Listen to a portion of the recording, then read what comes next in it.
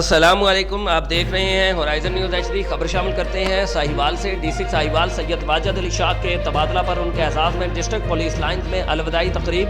D P او ساہیوال صادق بلوچ نے D C Sahiwal Syed Wajid Ali شاہ کے تبادلہ پر ان کے اعزاز میں الوداعی تقریب کا انعقاد کیا۔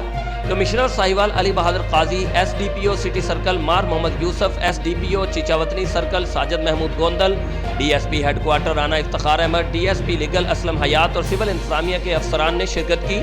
ڈی سی ساہیوال سید واجد علی شاہ نے تقریب میں خطاب کیا اور ساہیوال تعیناتی کے حوالہ سے اظہار خیال کیا۔